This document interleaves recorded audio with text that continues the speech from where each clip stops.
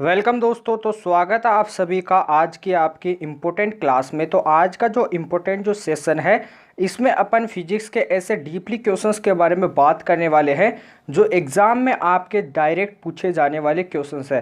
तो चलिए बिना टाइम वेस्ट किए आज के सेशन को अपन स्टार्ट करते हैं। सेशन का जो फर्स्ट क्वेश्चन आपको दिया हुआ है, क्वेश्चन को नोट कीजिए। क्वेश्चन आपको क्या दिया हुआ है, यहाँ से क्वेश्चन को देखना है। तो सरल लोलक एक साथ दोलन प्रारंभ करते हैं। आपको पता होना चाहिए जो लोलक होते हैं वो क्या करते हैं, दोलन करते हैं। तो इनकी दोलन आवृत्तियों का अनुपात दे रखा है। सबसे पहले आवृत्ति जो होती है फ्रीक्वेंसी, इसको एन से डिनोट किया जाता है। आवृत्तियों का जो अनुपात दे रखा है अर्थात N1:N2 जो दे रखा है, इसकी वैल्यू दे रखी है 7/8 दे रखी है। फटाफट इसे नोट कर लीजिए। अब बात करते हैं इसके बारे में। सबसे पहले यहाँ पे दे रखा है लंबाइयों का अनुपात क्या होगा। तो टाइम पीरियड का जो फॉर्मूला होता है इसके बारे में मैंने आपको काफ़ी बार बताया, वो होता है T = 2π√L/g। यहाँ से जो टाइम पीरियड होगा वो समानुपाती किसके होगा, √L के होगा, क्योंकि अपने को लंबाइयों का अनुपात बताना है। बाकी चीज़ों को अपने को छोड़ देना है क्योंकि बाकी चीज़ें क्या है, कांस्टेंट है। तो कांस्टेंट की जगह क्या आ जाएगा, समानुपाती। तो T समानुपाती √L हो जाएगा। अब आपको एक संबंध में बता देता हूँ, आवर्तकाल = क्या होता है, 1 यानी 1 आवर्ती यानी 1 फ्रीक्वेंसी होता है। इस संबंध को नोट कीजिए। और जो पीछे वाला था वो संबंध आपको दे रखा था T समानुपाती √L। T की जगह ये वैल्यू पुट कर दीजिए तो 1/n समानुपाती क्या हो जाएगा, √L हो जाएगा। दोनों पक्षों का क्या कर देते हैं, आप वर्ग कर देते हैं। तो 1/n² समानुपाती क्या हो जाएगा, L हो जाएगा। यहाँ से मैं L को क्या कर देता हूँ, रिप्लेस कर देता हूँ। कैसे मैं बता देता हूँ, L समानुपाती क्या हो जाएगा, 1/n² हो जाएगा। इक्वेशन फर्स्ट दे दीजिए। यदि आप आवर्ती फर्स्ट के लिए मानते हो लेंथ तो क्या हो जाएगी, L1 समानुपाती n1²। और एक क्या हो जाएगी आपकी L2 समानुपाती क्या हो जाएगी, 1/n2²। इसे नोट कर लीजिए। दोनों का क्या करना है, आपको रेशियो निकालना है। अर्थात आपको L1/L2 कर देना है। L1 रेशियो आपको क्या कर देना है, L2 कर देना है। तो यहाँ से अपन क्या करते हैं, L1 में क्या करते हैं, L2। तो L1 की वैल्यू अपने पास क्या है, 1/n1² मल्टीप्लाई L2 की वैल्यू क्या है, 1/n2²। तो उल्टा होकर मल्टीप्लाई हो जाएगा, n2² में क्या हो जाएगा, 1। तो रेशियो क्या निकल जाएगा, n2² में n1²। तो L1 में L2 का जो रेशियो होगा वो क्या होगा, n2² में n1²। n2 में n1 की वैल्यू आपको दी हुई है। यहाँ पे आपको सबसे पहले दे रखा है n1 में n2 दे रखा है 7/8। इसका उल्टा कर लोगे तो n2 में n1 आ जाएगा। तो L1 यहाँ से बता देता हूँ, L1 में L2 = n2 में n1 यानी 8/2 का होल स्क्वायर। 8/2 7 का होल स्क्वायर। तो 8 का स्क्वायर क्या होता है, 64। 7 का होता है 49, जो आपको ऑप्शंस पे दे रखा है C option. C option will be the right answer of question number first, जो आपको दे रखा था। इसे देख लीजिए। अगले क्वेश्चन को देखिए। अगला क्वेश्चन क्या दे रखा है, एक सरल लोलक की लंबाई आपको दे रखी है 9 गुना। कितनी दे रखी है, 9 गुना दे रखी है। तो आपको बता रहा है कि इसके गोलक का द्रव्यमान 4 गुना कर दे तो इसका जो दोलन काल हो जाएगा वो क्या हो जाएगा। सबसे पहले मैंने अभी आपको बताया जो टाइम पीरियड का फॉर्मूला होता है वो क्या होता है, T = 2π√L/g। इसमें मास का कोई खेल नहीं होता है। तो T समानुपाती किस में हो जाएगा, √L के हो जाएगा, क्योंकि मास का कोई इसमें रोल नहीं होता है। तो अपन द्रव्यमान को काम में नहीं लेंगे। यहाँ से संबंध बन जाएगा T समानुपाती √L। इक्वेशन फर्स्ट दे दीजिए। लंबाई आपको 9 गुना करनी है तो L की वैल्यू क्या है अपने पास, 9। तो T समानुपाती √9। तो T समानुपाती क्या हो जाएगा, 3 हो जाएगा। अर्थात जो टाइम पीरियड आएगा वो कितना आएगा, T डेज बराबर 3T आएगा। 3 गुना हो जाएगा। Right answer B option. Now जो नेक्स्ट क्वेश्चन दे रखा है थर्ड क्वेश्चन, इसे देखिए। वेरी वेरी इंपॉर्टेंट क्वेश्चन जो आपके NDA की एग्जाम में काफ़ी बार पूछा जाता है। नोट कर लीजिए। रात्रि में ध्वनि की तीव्रता के बढ़ने का कारण क्या होता है। आप देखते हो कि आपको 1 किलोमीटर की एरिया में आपको यदि साउंड जो है, आपको 1 किलोमीटर की एरिया में आपको दिन में साउंड नहीं सुनाई देता है, लेकिन 1 किलोमीटर के एरिया में यदि आप रात्रि में ध्वनि की आवाज़ सुनते हो तो आपको काफ़ी दूर तक सुनाई देती है। यह आपने देखा होगा, क्योंकि रात्रि में ध्वनि की तीव्रता बढ़ जाती है। वो किस कारण बढ़ती है यह आपको बताना है। वायु के घनत्व में वृद्धि के कारण, वायु के घनत्व में कमी के कारण, दोनों के कारण, या फिर नर्म वायु के कारण। तो वायु के घनत्व में वृद्धि के कारण क्या होता है, ये सब होता है। और वायु के घनत्व में वृद्धि किसके कारण होती है, ये आपको कमेंट बॉक्स में बताना है। CO2, O2 या फिर H2 हाइड्रोजन या फिर नन ऑफ दिस, कोई नहीं। तो आपको 4 ऑप्शंस में से बताना है कि कौन सी जो है वायु के घनत्व में वृद्धि कर देती है। अगले क्वेश्चन को देखिए। अगला क्वेश्चन दे रखा है, दो तरंगों की तीव्रताओं का अनुपात आपको दे रखा है। सबसे पहले अपन नोट करते हैं जो जो आपको दे रखा है। तीव्रता को बोला जाता है इंटेंसिटी फर्स्ट, अनुपात दे रखा है इंटेंसिटी सेकंड, यानी I1:I2 इज इक्वल टू 9:4 दे रखा है। बात करते हैं व्यतिकरण के लिए मैक्सिमम और न्यूनतम, यानी आपका मैक्सिमम और मिनिमम जो आपकी इंटेंसिटी होगा, इनका जो रेशियो होगा वो क्या होगा। तो मैक्सिमम के पहले बात करते हैं। तो मैक्सिमम जो इंटेंसिटी होती है, इसका फॉर्मूला होता है √I1 प्लस √I2 का होल स्क्वायर। और जो मिनिमम होता है, मिनिमम में क्या हो जाता है, माइनस लग जाता है √I1 यहाँ पे √I2 का होल स्क्वायर। दोनों को आपको नोट कर लेना है। रेशियो निकालना है तो आपको I मैक्सिमम अपॉन में I मिनिमम कर देना है। यहाँ से नोट करते हैं तो फॉर्मूला तो यहाँ से बन जाएगा। फॉर्मूले को मैं एक बार यहाँ पे रिप्लेस कर देता हूँ, √I1 प्लस √I2 का होल स्क्वायर अपॉन में √I1 माइनस √I2 का होल स्क्वायर। तो I1 की वैल्यू दे रखी है 9, तो क्या हो जाएगा √9 प्लस √4 का स्क्वायर अपॉन में क्या हो जाएगा √9 माइनस √4 का होल स्क्वायर। तो √9 का मतलब होता है 3 प्लस 2 का होल स्क्वायर अपॉन में 3 माइनस 2 का होल स्क्वायर। 3 प्लस 2 का मतलब 5 का स्क्वायर 25। तो राइट आंसर आपका डी ऑप्शन 25:1। अगले क्वेश्चन को देखिए। अगला क्वेश्चन दे रखा है, चंद्रमा पर हुए एक बड़े विस्फोट को पृथ्वी पर नहीं सुना जा सकता है, क्यों, इसका कारण क्या होता है। कमेंट बॉक्स में तुरंत छाप दीजिए, क्योंकि मैंने आपको काफ़ी बार बताया है कि जो आपका साउंड होता है उसको ट्रेवल करने के लिए क्या चाहिए, मीडियम की आवश्यकता होती है। तो आपको नोट करना है साउंड को, इसे नोट कीजिए। साउंड ट्रेवल किस में करता है, साउंड को ट्रेवल करने के लिए किसकी आवश्यकता होती है, मीडियम की आवश्यकता होती है। और जो मीडियम होता है वो क्या होता है, एयर होता है। अपना वायु क्या होता है, मीडियम होता है। तो चंद्रमा पर यदि अपन एक विस्फोट करते हैं तो पृथ्वी पर क्यों नहीं सुनाई देता है, क्योंकि पृथ्वी पर यदि चंद्रमा से पृथ्वी पर आते हैं तो बीच में कोई ऐसा स्थान आते हैं जहां पर मीडियम उपस्थित नहीं होता है, अर्थात वायु यानी एयर का क्या रहता है, अभाव रहता है। एयर वहां पर उपस्थित नहीं रहती है, जिसके कारण चंद्रमा पर हुए विस्फोट की आवाज़ हमें सुनाई नहीं देती है।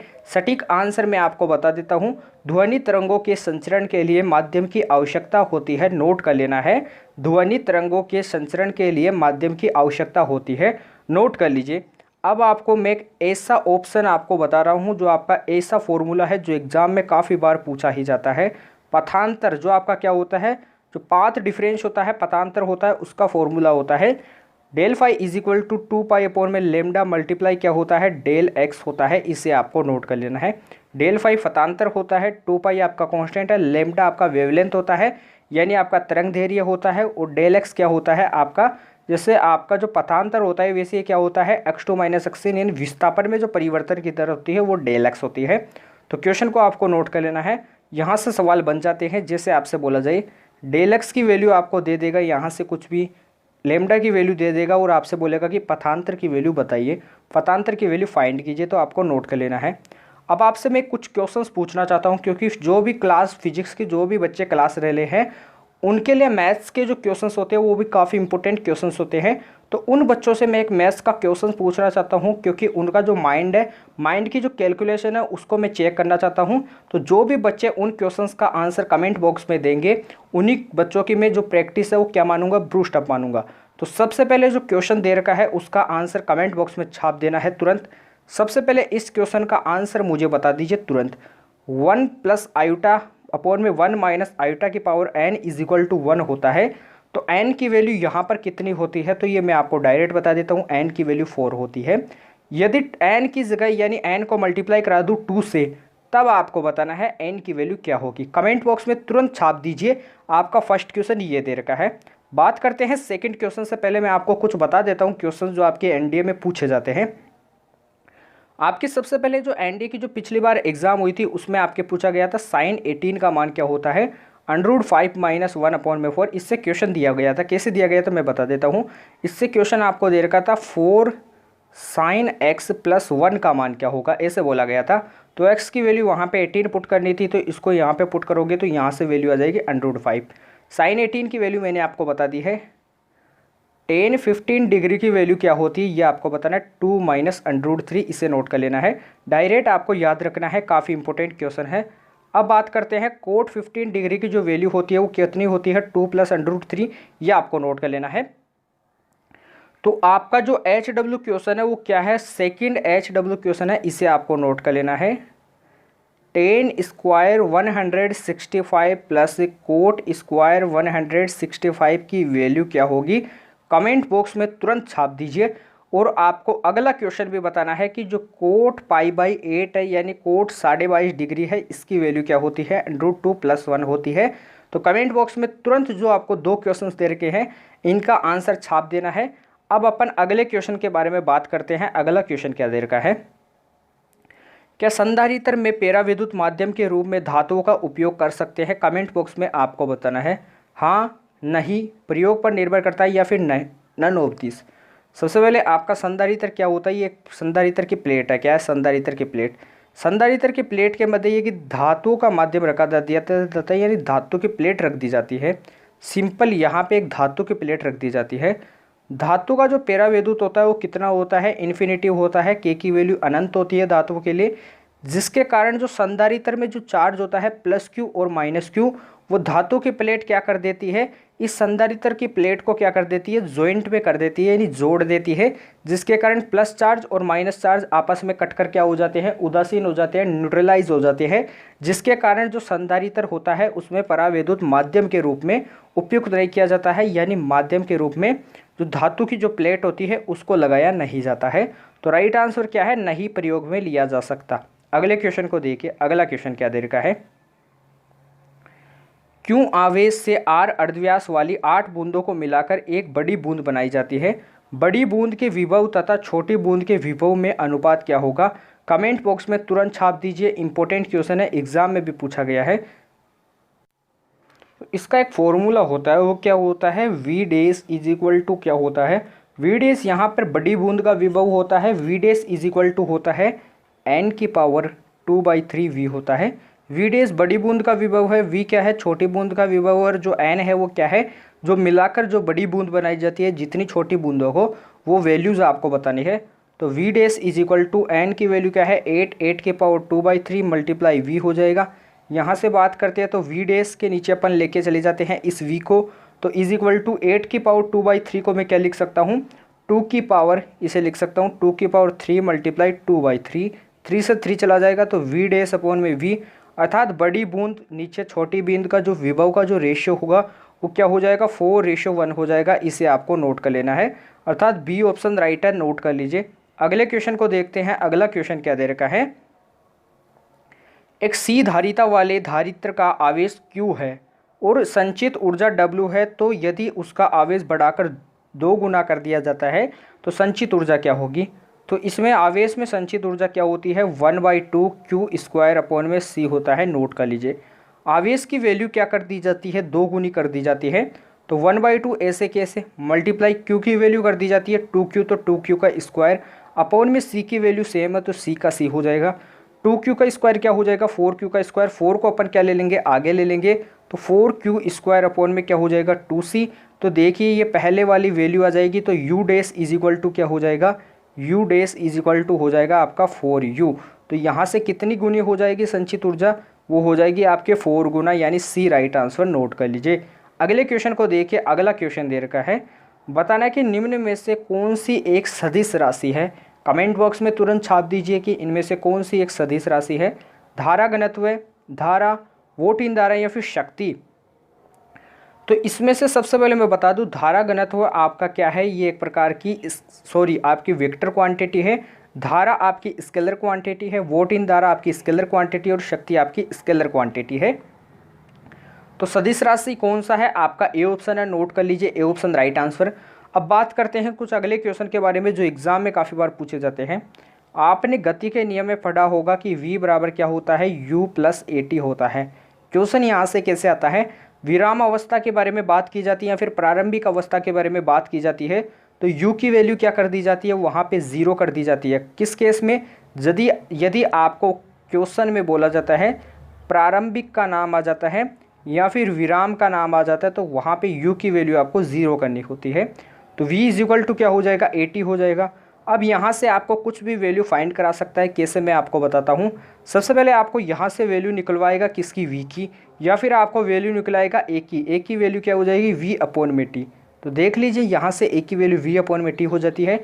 फिर आपसे बोलेगा कि यहाँ से फोर्स को फाइंड करना है, यानी बल का मान बताना है। तो बल बराबर क्या होता है, द्रव्यमान गुणा एक्सलरेशन, यहाँ से आप निकाल सकते हो। अब आपको मैं अगला क्वेश्चन बताने जा रहा हूँ, मैथ का जो इम्पोर्टेंट क्वेश्चन है। x की पावर x का आपको अवकलन करके बताना है, डिफरेंशिएशन करके बताना है। कमेंट बॉक्स में तुरंत छाप दीजिए, क्योंकि ऐसे क्वेश्चंस आपके एग्जाम में काफ़ी बार आते हैं। इसको मैं ट्रिक से भी आपको बताना चाहता हूँ। ट्रिक से इसको कैसे करते हैं, सबसे पहले अपन बात करते हैं इसके ट्रिक के बारे में। यदि आपको फंक्शन दे रखा होता है y is equal to x की पावर x, तो सबसे पहले आपको क्या करना होता है, इसका अवकलन करना होता है किसके सापेक्ष, वेरिएबल की पावर कांस्टेंट के साथ की तरह करना होता है। फिर इसका जो अवकलन करना होता है वो करना होता है कांस्टेंट की पावर वेरिएबल की तरह। वेरिएबल की पावर कांस्टेंट का मतलब होता है x की पावर n की तरह समाकलन करो, अवकलन करो। और कांस्टेंट की पावर वेरिएबल का मतलब होता है a की पावर x की तरह अवकलन करना है। तो सबसे पहले v की पावर c यानी वेरिएबल की पावर c की तरह इसका अवकलन करते हैं। तो सबसे पहले पावर क्या आ जाएगी, आगे आ जाएगी, क्योंकि x की पावर n का क्या होता है, n x n-1 होता है। और a की पावर x का क्या होता है, a की पावर x log a होता है। तो x आगे आ जाएगा, तो x की पावर x-1 हो जाएगा। और यहाँ पे x का क्या हो जाएगा, 1 हो जाएगा। प्लस बात करते हैं कांस्टेंट की पावर वेरिएबल, तो a की पावर x log a, तो a की पावर x का मतलब हो जाएगा x की पावर x और मल्टीप्लाई क्या हो जाएगा, log x। अब क्या कर लेंगे, इसमें से x की पावर x अपन क्या कर लेंगे, कॉमन ले लेंगे। तो अगली स्क्रीन पे लेते हैं, थोड़ा इसे आपको नोट कर लेना है। x मल्टीप्लाई x की पावर x-1 प्लस x की power x log of x। तो x की पावर x कॉमन लेना है यहाँ से, यहाँ पे बच जाता है x मल्टीप्लाई, ये क्या हो जाएगा, ये x की पावर -1 है, तो x की पावर -1 प्लस x की पावर x कॉमन ले लेंगे, तो यहाँ पे log x बच जाएगा। और x की पावर x बाहर ऐसे कैसे चलेगा, ये दोनों आपस में कट जाते हैं, यहाँ पे 1 बच जाएगा, प्लस क्या हो जाएगा, log x। तो देख लीजिए कैसे आपके सामने मैंने इसको 2 लाइनों में आपको आंसर ला के दिखा दिया है। तो इसी प्रकार से आपको मैं एक क्वेश्चन देता हूँ, y is equal to x की पावर साइन x का आपको अवकलन करके बताना है। कमेंट बॉक्स में तुरंत छाप दीजिए। समाकलन से मुझे कुछ याद आ रहा है, जब भी आपको बोला जाता है a से माइनस या फिर -a से a लिमिट दे रखी होती है आपको, यदि इसके अंदर आपको log का फंक्शन दे रखा है, log of f(x), log of कुछ भी दे रखा है, तो उसकी वैल्यू हमेशा कितनी होती है, 0 होती है। आपको तुरंत नोट कर लेना है। अगले क्वेश्चन पे चलते हैं। अगला क्वेश्चन देखिए, अगला क्वेश्चन काफ़ी इंपॉर्टेंट दे रखा है। 2 वोल्ट विद्युत वाहक बल तथा 0.1 ओम आंतरिक प्रतिरोध वाली बैटरी को 5 एम्पियर की धारा से आवेशित किया जाता है, तो टर्मिनल के बीच जो विभवांतर का मान होगा वो क्या होगा। तो आपने काफ़ी बार फॉर्मूला देखा ही होगा, v इज इक्वल टू क्या होता है, E प्लस आई आर होता है। फॉर्मूले को नोट कर लीजिए। वोल्टेज की वैल्यू आपको बतानी है, E की वैल्यू आपको दे रखी है 2, यानी E का मतलब क्या होता है, EMF होता है, इलेक्ट्रोमैग्नेटिक फोर्स होता है, विद्युत वाहक बल होता है, जिसकी वैल्यू दे रखी है 2, प्लस IR का मतलब हो जाएगा I यानी आपका करंट दे रखा है 5 मल्टीप्लाई R ओम दे रखा है, रेजिस्टेंस आपको 0.1 ohm. V is equal to 2 plus 0.1 point हटाएंगे तो नीचे 10 जाएगा, 5 2 क्या होता है 10 होता है, तो 2 प्लस 1/2। इसको आगे सोल्व करते हैं, तो आपका आंसर क्या आता है, 2.5 वोल्टेज। नोट कर लीजिए। अगला क्वेश्चन देखिए, आदर्श वोल्ट मीटर का प्रतिरोध कितना होता है। एक आदर्श वोल्ट मीटर का जो प्रतिरोध होता है वो कितना होता है, अनंत होता है। और एक आदर्श एमीटर का जो प्रतिरोध होता है वो कितना होता है, 0 होता है। दोनों क्वेश्चंस को नोट कर लीजिए। अगले क्वेश्चन को देखिए। अगला क्वेश्चन क्या दे रखा है,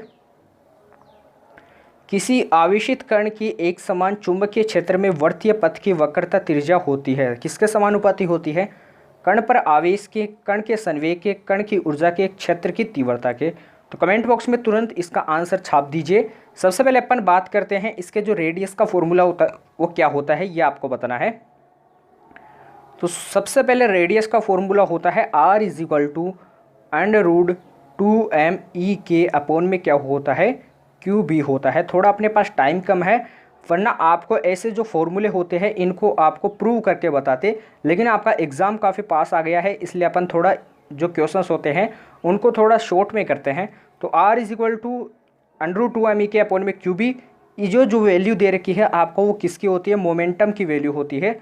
तो P अपॉन में क्या हो जाएगा, QB हो जाएगा। इसे नोट कर लीजिए, r is equal to P upon में QB, इसे आपको नोट कर लेना है। क्वेश्चन आपको बोला जा रहा है कि वक्रता त्रिज्या किसके समानुपाती होती है, तो वक्रता त्रिज्या इसके अनुसार मोमेंटम के समानुपाती होती है। किसके समानुपाती होती है, 1/q के, और किसके समानुपाती होती है, 1/b के। q आवेश है और b क्या है, आपका चुंबकीय क्षेत्र है, मैग्नेटिक फील्ड है, तो आपको नोट कर लेना है। तो कण के आवेश पर त्रिज्या के समानुपाती नहीं होती है, कण के संवेग के समानुपाती होती है, राइट आंसर बी ऑप्शन। कण की ऊर्जा के समानुपाती नहीं होती है, क्षेत्र की तीव्रता के समानुपाती नहीं होती है। अगले क्वेश्चन को देखिए, अगला क्वेश्चन क्या दे रखा है, निम्न में से सौ प्रेरकत्व की विमा कौन सी नहीं है, कमेंट बॉक्स में बताना है। वेबर पर ampere, ohm into second, joule multiply ampere, तो कौन सी नहीं है, joule into ampere, right answer C option. अगले क्वेश्चन पे चलते हैं। अगला क्वेश्चन क्या दे रखा है, इससे पहले बताना है कि पृथ्वी के लिए प्लाइन वेग का जो मान होता है वो कितना होता है, 11.2 मीटर पर सेकेंड होता है। प्लाइन वेग जो होता है एस्केप वेलोसिटी, इसकी मतलब क्या होता है, जो एस्केप वेलोसिटी होता है इसके अनुसार यदि अपन कोई वस्तु को पृथ्वी के अनुसार, पृथ्वी के सापेक्ष वेग से फेंकते हैं, यानी अपन कोई वस्तु को यदि आसमान में फेंकते हैं तो वो वस्तु अपने मैक्सिमम वेलोसिटी तक जाकर फिर नीचे आ जाती है। क्यों, इसका कारण क्या होता है, प्लाइन वेग, क्योंकि प्लाइन वेग को बाहर नहीं कर पाती है। यदि आप कोई वस्तु को 11.2 किलोमीटर पर सेकेंड के, यहाँ पे 11.2 किलोमीटर पर सेकेंड के यदि वेग से फेंकते हो तो वो वस्तु क्या कर जाती है, ब्रह्मांड से बाहर चली जाती है। इसीलिए प्लाइन वेग का मान क्या होता है, 11.2 किलोमीटर पर सेकेंड होता है। चंद्रमा के लिए प्लाइन वेग का जो मान होता है वो कितना होता है, कमेंट बॉक्स में बता दीजिए। अब अपन अगले क्वेश्चन के बारे में बात करते हैं। अगला क्वेश्चन दे रखा है, आपको दे रखा है 30, जिंक 64 दे रखा है। यह आपका परमाणु क्रमांक बोल सकते हो, या फिर आप बोल सकते हो प्रोटॉनों की संख्या, या आप बोल सकते हो परमाणु भार, या फिर द्रव्यमान संख्या। तो त्रिज्या फर्मी में बोल रहा है, तो इसका फॉर्मूला होता है r is equal to r0 e⁻1/3 होता है। r यहाँ पे रेडियस है, r0 जो होता है वो क्या होता है, त्रिज्या गुणांक होता है, इसकी वैल्यू होती है, r0 की वैल्यू यहाँ पे मैं आपको बता देता हूँ, r0 की वैल्यू होती है 1.2 फर्मी नोट कर लीजिए। ए क्या है, द्रव्यमान संख्या। सभी वैल्यूज़ को यहाँ पे पुट करते हैं, तो अगले स्क्रीन पे सॉल्व करते हैं। तो r is equal to r0 की वैल्यू 1.2 फर्मी मल्टीप्लाई ए की वैल्यू क्या दे रखी है 64, तो 64 की पावर क्या हो जाएगी 1/3। तो 1.2 इंटू 64 को मैं क्या लिख सकता हूँ, 4 की पावर 3 लिख सकता हूँ। 4 की पावर 3 मल्टीप्लाई 3, इसको आपस में मल्टीप्लाई कराएंगे तो 4.8 क्या आ जाएगी, इसकी रेडियस आ जाएगी, फर्मी में आएगी। किस में आएगी, फर्मी में। एक फर्मी इज इक्वल टू कितना होता है आपका 10⁻⁻15 मीटर होता है। 10⁻⁻15 क्या होता है, नाभिक के केंद्र का आकार होता है, ये भी आपको नोट कर लीजिए। अगले क्वेश्चन को देखिए, अगला क्वेश्चन क्या देर का है, एक प्रत्यावर्ती धारा का जो शिखर मान होता है वो कितना देर का, आपको 6 एम्पियर देर का है। तो धारा का वर्ग माध्य मूल मान क्या होगा, आरएमएस वैल्यू क्या होगी, रूट मीन स्क्वायर वैल्यू क्या होगी। दो फॉर्मूले आपके होते हैं, I R M S is equal to I naught upon में √2 होता है। आई नोट क्या होती है, जो आपका पीक करंट दे रखा है, शिखर धारा का मान होता है। एक आपका फॉर्मूला होता है V R M S is equal to V naught upon में √2। दोनों को आपको नोट कर लेना है। क्वेश्चन आपसे ज़बरदस्त पूछा जाता है, कैसे मैं बताता हूँ। आपसे पूछा जाता है I R M S upon में आई नोट का रेशियो क्या होता है, 1:2 होता है। आई नोट अपॉन में आई आर एम एस का जो रेशियो होता है वो क्या होता है, √2 अपॉन में 1 होता है। एक सवाल यहाँ से ऐसे आता है, इसी प्रकार से वी आर एम एस से आप बना सकते हो, लेकिन आपको क्वेश्चन को सोल्व करना है। तो आई आर एम एस की वैल्यू बतानी है, तो आई नोट की वैल्यू दे रखी है 6 अपॉन में √2 कितना हो जाएगा 3√2, जो आपको ऑप्शंस में नहीं दे रखे, तो राइट आंसर डी ऑप्शन। अगले क्वेश्चन को देखिए, अगला क्वेश्चन क्या दे रखा है। अभी तक मैंने आपको लाइक्स करने के लिए नहीं बताया है, तो आप सभी बच्चों को लाइक्स करना है, क्योंकि जितने ज़्यादा लाइक्स होते हैं उन्हीं लाइक्स से हम मोटिवेट होकर आपके लिए अच्छे अच्छे क्वेश्चंस की वीडियो लेके आते हैं, जिनसे आपकी एग्ज़ाम को क्लियर कराने में आपको सहायता मिलती है। तो आपको क्या करना है, लाइक्स करना है, आपको सपोर्ट करना है। अभी तक जिन बच्चों ने चैनल को सब्सक्राइब नहीं किया है तो चैनल को सब्सक्राइब कर लीजिए, बेल आइकन को प्रेस कीजिए। डिस्क्रिप्शन में टेलीग्राम चैनल का लिंक दिया हुआ है, उससे भी आपको ज्वाइन करना है। वहाँ पर आपको PDF मिल जाती है, एग्जाम ओरिएंटेड क्वेश्चंस मिल जाते हैं, जहाँ से आपका रिवीजन काफ़ी आसानी से हो जाता है। चौक कुंडली का उपयोग किसके नियंत्रण के लिए किया जाता है? अल्टरनेटिव करंट यानी AC के लिए, DC डायरेक्ट करंट संधारित्र के लिए, कैपेसिटर या फिर नैनोबतीस के लिए। तो किसके लिए किया जाता है? अल्टरनेटिव करंट के लिए किया जाता है। अगला क्वेश्चन देखिए, आपको अगला क्वेश्चन क्या दे रखा है, इसको आपको नोट कर लेना है। एक प्रकाश की किरण एक समतल दर्पण पर 30 डिग्री के आपतन कोण पर आपतित होती है। आपतन कोण को किससे डिनोट किया जाता है? I से डिनोट किया जाता है। I इज इक्वल टू दे रखा है 30 डिग्री। यहाँ से बात करते हैं तो दर्पण द्वारा प्रदान किया गया विचलन का जो मान होगा वो कितना होगा? तो विचलन का जो फॉर्मूला होता है वो क्या होता है? 180। या आपको दे रखा है डेल, इसका मतलब विचलन होता है। विचलन is equal to 180 minus 2I equation first. तो del is equal to 180 degree minus 2 multiply I की वैल्यू 30। तो 180 में से यदि 16 माइनस करते हो 60 तो आपका बच जाता है 120 degree. Right answer C option. अगला क्वेश्चन देखिए, तारे टिमटिमाने का कारण क्या है? कमेंट बॉक्स में बताना है। क्वेश्चन घुमाकर आपको पूछा जाता है, पृथ्वी की सतह से प्रेक्षक को तारे झिलमिलाते हुए क्यों नजर आते हैं? तो इनका कारण एक ही होता है, पृथ्वी के वातावरण के अपवर्तनांक में उतार चढ़ाव के कारण। तो नोट कर लीजिए, इसे आपको नोट कर लेना है।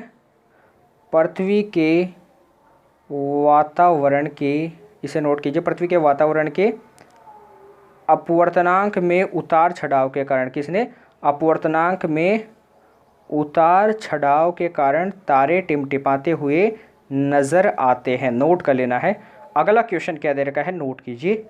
किसी कांच का अपवर्तनांक आपको दे रखा है 1.5, जबकि निर्वात में प्रकाश की तरंग दैर्घ्य वेवलेंथ दे रखी है 6000 एंगस्ट्रॉम। तो आपको बताना है कि जो आपका जो लाइट है, जो प्रकाश है, इसकी जो वेवलेंथ होगी वो कांच में कितनी होगी, ग्लास में कितनी होगी।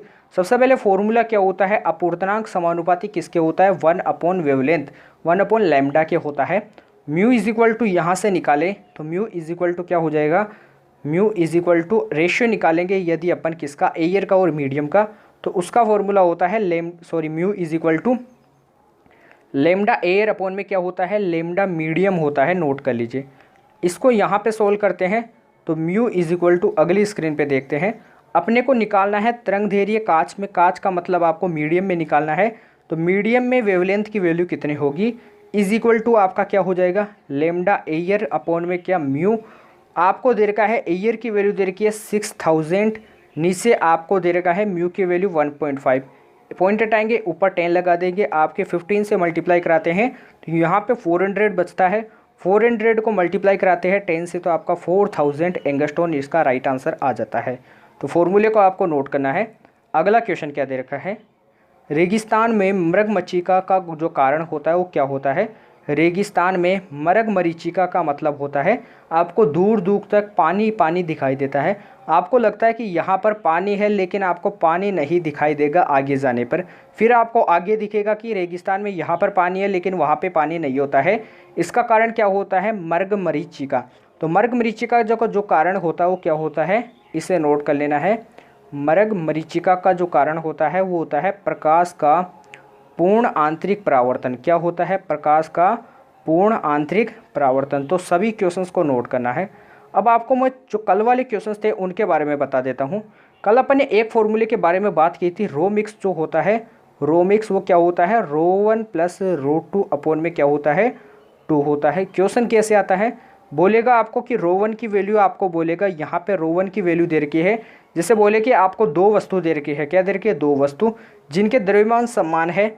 यदि पहली वस्तु का जो घनत्व है वो क्या है? रो है। दूसरी वस्तु का घनत्व 2 रो है। तो आपको बताना है कि जो रो मिक्स होगा वो क्या होगा? तो वो होगा रो प्लस 2 रो अपॉन में 2 is equal to 3 rho by 2 होगा। अर्थात क्या होगा? 3 रो बाई 2। इससे आपको नोट कर लेना है। इससे आपसे क्वेश्चंस पूछे जाते हैं। अब आपसे जो इंपॉर्टेंट क्वेश्चंस पूछे जाते हैं वो कौन से पूछे जाते हैं उनके बारे में थोड़ा सा मैं आपको बता देता हूँ। सबसे पहले आपको नोट करना है प्लाइन वेग और आपका जो क्या होता है ऑर्बिटल जो वेलोसिटी होता है, अर्थात जो आपके एस्केप वेलोसिटी और जो ऑर्बिटल वेलोसिटी होता है, इनमें संबंध क्या होता है, वो होता है V E is equal to √2 v0 होता है। फिर से मैं बता देता हूँ, वी आपका प्लाइन वेग है, v0 आपका ऑर्बिटल वेलोसिटी यानी कक्षीय वेग है, इसे नोट कर लेना है। संबंध आपको दे रखा है, सवाल यहाँ से रेशियो वाले आते हैं। वी ई अपॉन में v0 का जो रेशियो होता है वो क्या होता है, √2:1।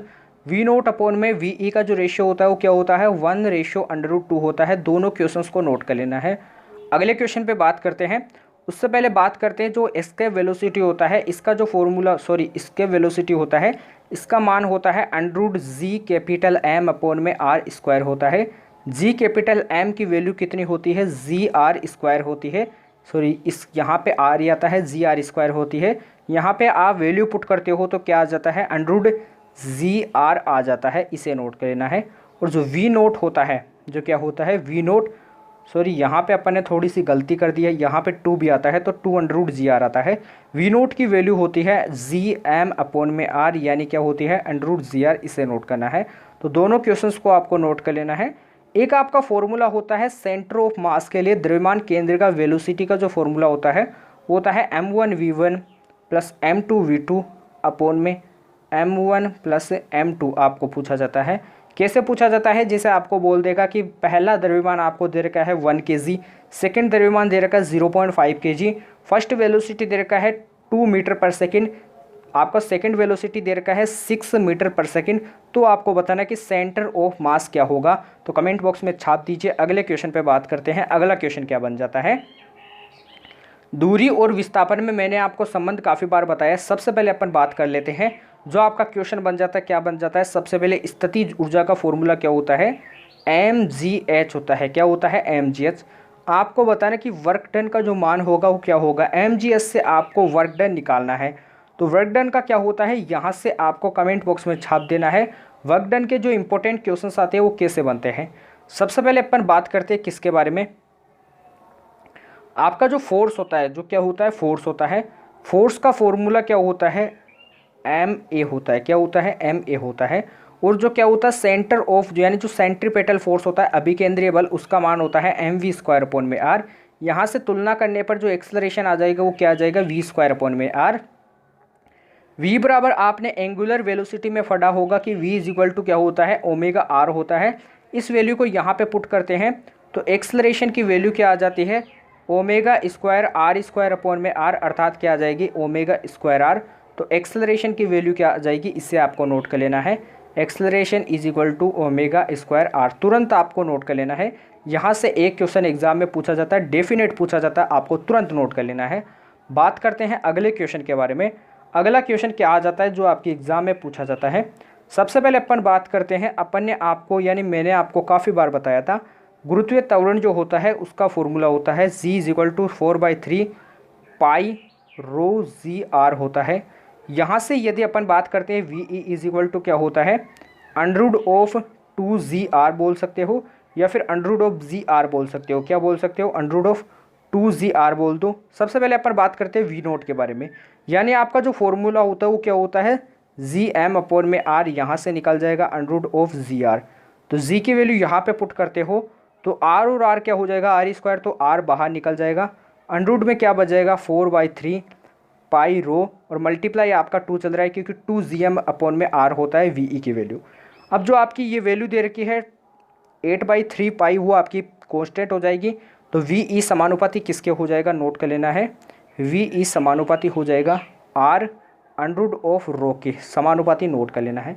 रेशियो वाली यहाँ से सवाल बन जाते हैं, कैसे बन जाते हैं, जैसे आपसे बोल देगा जो आपके अर्थ और प्लेनेट का जो रेशियो होगा वेलोसिटी का वो क्या होगा, यहाँ से आपका हो जाएगा RE अपॉन में RP। आपको वैल्यू देगा, आपको क्वेश्चन में वैल्यू दी हुई होगी तो आपको यहाँ से वैल्यू को आपको नोट करना है और इस क्वेश्चन में आपको नोट कर देना है।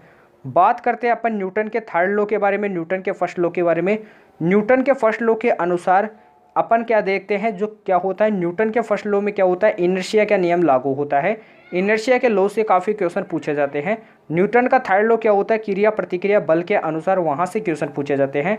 तो उन क्वेश्चंस को अभी आपको देखना है।